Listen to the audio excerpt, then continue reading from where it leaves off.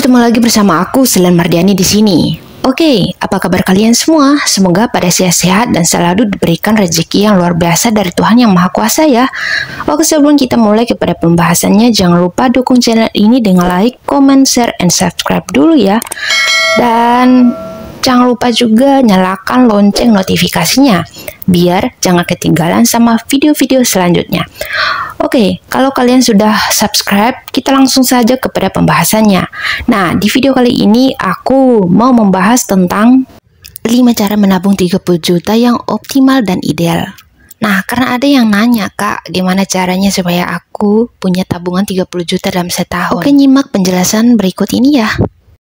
Ada banyak sekali hal yang kerap membuat seseorang lupa atau bahkan enggan untuk memulai menabung.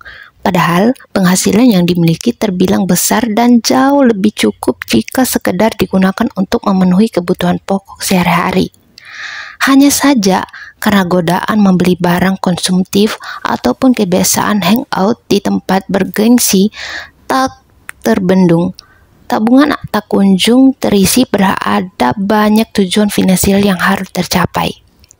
Salah satu contoh tujuan keuangan yang mungkin dimiliki oleh beberapa orang adalah memiliki tabungan dengan nominal 30 juta. Entah apapun tujuannya, mempunyai tabungan dengan nominal tertentu memang penting bagi kebanyakan orang. Dengan tabungan tersebut, kamu bisa menggunakannya sebagai dana darurat, simpanan DP beli rumah via KPR maupun kebutuhan lain yang sifatnya penting dan mendesak. Akan tetapi hal tersebut tentu terasa mustahil bagi orang yang tergolong sulit menabung dan tak terbiasa menyisihkan sebagian pendapatannya untuk disimpan.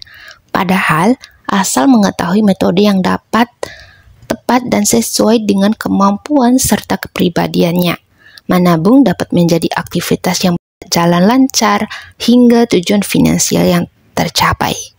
Nah, bagi yang ingin tahu bagaimana cara menabung 30 juta yang optimal dan ideal untuk diikuti, simak penjelasan dan 5 langkah berikut ini.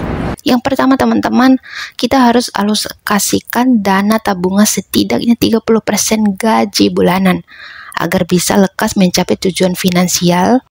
Kebiasaan menabung sebaiknya tak dilakukan dengan tanggung atau setengah-setengah, terutama jika tujuan finansial berkaitan dengan nominal tabungan yang besar dan memiliki target waktu terbatas untuk mengumpulkannya. Dalam kondisi tersebut, sebaiknya kamu mampu mengalokasikan pendapatan dengan rasio tertentu yang telah disiapkan di awal untuk kebutuhan tersebut.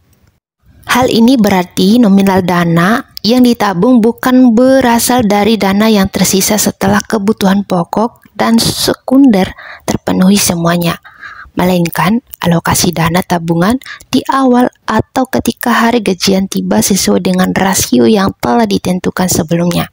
Nah, agar lebih optimal dan lekas mencapai target keuangan, sisihkan setidaknya 30% gaji bulanan untuk ditabung. Sebagai contoh, saat ini kamu memiliki gaji bulanan sebesar 10 juta. Jika mengalokasikannya sekitar 30% untuk ditabung setiap bulannya, dana yang bisa disisihkan mencapai 3 juta. Jika ingin mencapai total tabungan dengan nominal 3 juta, artinya waktu yang dibutuhkan hanyalah 10 bulan saja alias kurang dari 1 tahun. Tentunya saat mampu mengalokasikan dana tabungan dengan jumlah yang lebih besar, jangka waktu yang dibutuhkan untuk mencapai target keuangan tersebut akan menjadi lebih ringkas. Sebaliknya, jika belum mampu menyisihkan gaji dengan jumlah tersebut sebagai tabungan, durasi pengumpulannya akan menjadi lebih lama. Namun yang terpenting, usahakan untuk menyisihkan lebih dahulu dana yang akan dialokasikan sebagai tabungan ini di awal, agar kebiasaan tersebut berjalan lebih lancar dan optimal mencapai tujuan finansial. Yang kedua yaitu simpan dana tabungan pada rekening khusus yang ringan biaya. Kebanyakan orang pasti menyimpan dana tabungannya di rekening perbankan. Padahal saat menyimpan dana tabungan pada produk keuangan tersebut, kamu akan dibebani dengan biaya administrasi setiap bulannya. Walaupun tarifnya tidak terlalu signifikan, tapi jika dibiarkan dalam jangka waktu yang lama, sedikit banyak biaya administrasi tersebut bisa memperlambat prosesmu mencapai tujuan finansial. Sebagai alternatifnya, kamu bisa memilih produk tabungan atau rekening dari layanan perbankan digital atau digital banking. Hal ini dikarenakan layanan perbankan digital kebanyakan tak memberlakukan tarif atau biaya administrasi kepada para nasabahnya. Jadi, dana tabungan pun menjadi lebih aman dan tak tergerus oleh beban biaya tersebut setiap bulannya. Melengkapi keuntungan tersebut, saat ini tidak jarang layanan perbankan digital yang berani memberikan tingkat bunga lebih tinggi ketimbang tabungan konvensional. Jadi, tepat dimanfaatkan, hal tersebut tentu bisa membuat penyimpanan dana pada rekening digital banking jauh lebih menguntungkan ketimbang perusahaan bank lainnya. Sebagai contoh, pada kebanyakan layanan perbankan digital, bunga tabungan yang diberikan biasanya kurang dari 1%. Padahal, layanan perbankan digital di Indonesia, tingkat bunga tabungan yang diberikan bisa mencapai lebih dari 3%. Artinya, nilai tabungan yang tersimpan pada rekening bank digital bisa terus bertambah, bahkan dengan tingkat yang mengimbangi atau lebih tinggi ketimbang inflasi. Dengan beragam keunggulan tersebut, sudah pasti memanfaatkan rekening dari bank digital sebagai wadah menabung lebih menguntungkan, bukan? Terus yang ketiga teman-teman, yaitu memanfaatkan deposito untuk mengoptimalkan dana tabungan. Cara menabung 30 juta dengan lebih optimal lainnya adalah memanfaatkan deposito. Mudah saja, kamu hanya perlu menyimpan sebagian dana tabungan pada instrumen tersebut. Seperti yang telah dipahami oleh banyak orang, bunga yang diberikan bisa mencapai lebih dari 5% setiap tahunnya. Persentase tersebut melebihi bunga yang diberikan oleh bank digital, lebih dari perbankan konvensional.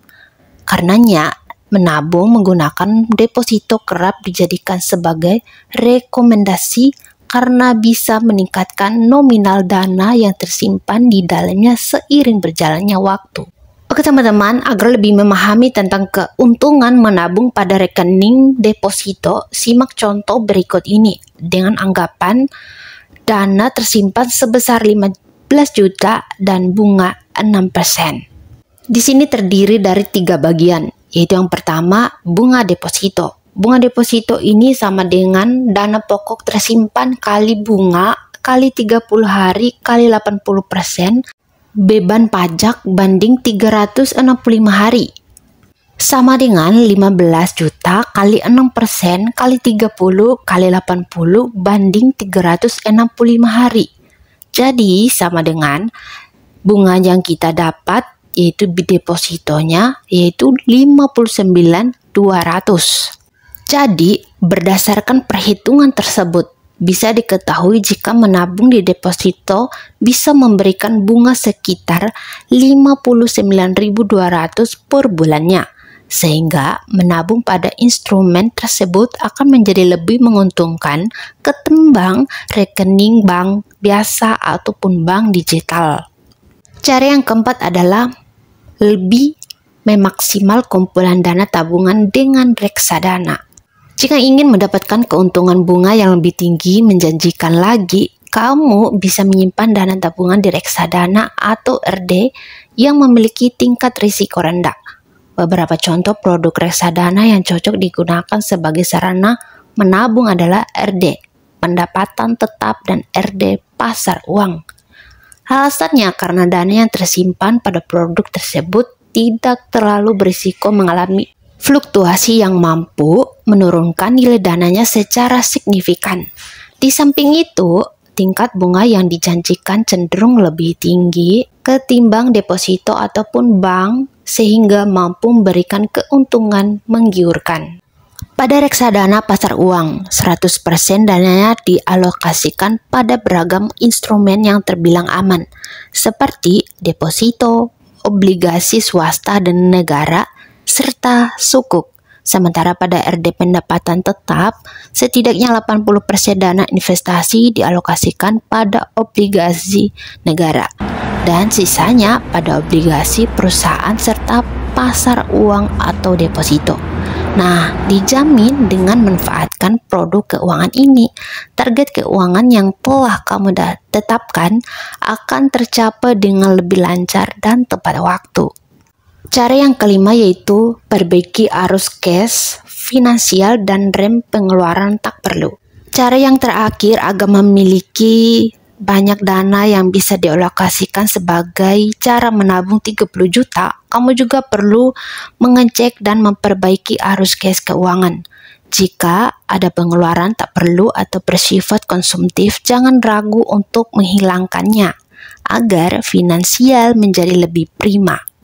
Hal ini penting untuk diperhatikan karena pengelolaan keuangan yang buruk kerap menjadi penghalang seseorang untuk bisa menabung.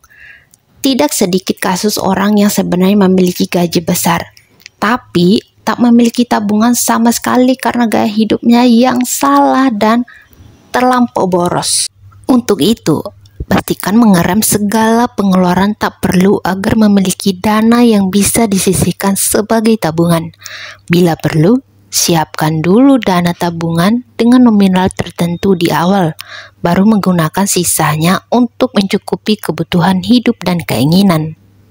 Kalaupun sedang memiliki beban cicilan atau utang, fokuskan dulu keuangan untuk melunasi dan tak mengajukan kredit yang baru lagi.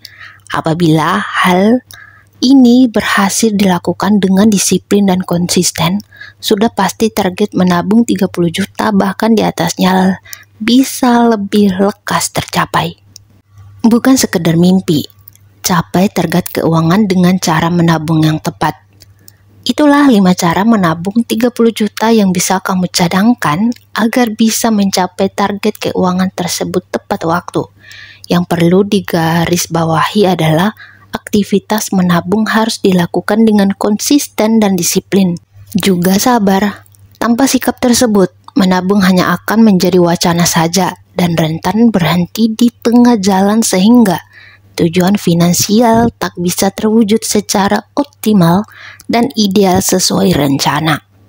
Oke, sampai di sini saja teman-teman pembahasan kita kali ini. Dan sampai jumpa di pembahasan selanjutnya.